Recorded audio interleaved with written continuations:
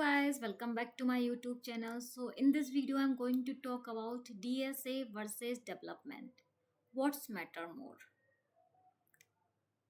DSA or development? What should you focus on? If you are confused, you are not alone. Some say do DSAs, others say build project. So what actually matters? Okay, so the truth is DSA helped you clear interviews. DSA help you to clear the interviews. Development help you to build the real project. You need both, but not at the same time. Okay, so what is the DSA? DSA means data structure algorithm. It helps you to solve the problem, improve the logic, and crack the coding interviews. Companies use DSA to test the thinking.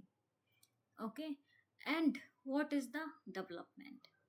Development means building app, building the website, building the real project.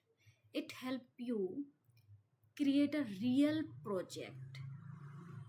Okay, it help you to create a real project, or it help to create a real product, gain the practical skills, show the proof of your work.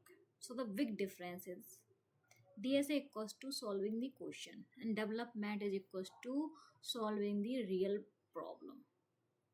DSA is equals to interview skills and development equals to real world skills. Both are important, but for different reason. Okay, so what engineers should do? If you are starting, focus more on development.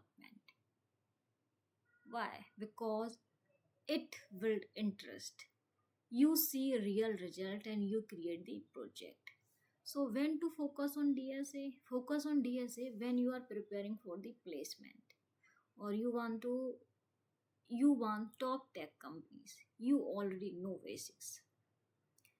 Okay, so biggest mistake is only doing DSA or only doing development. Balance is important, guys.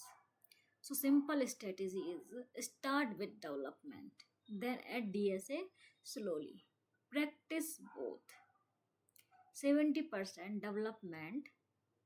For example, 70% development, 30% DSA. So simple strategies start with development, then add DSA slowly and practice both. 70% development and 30% is DSA.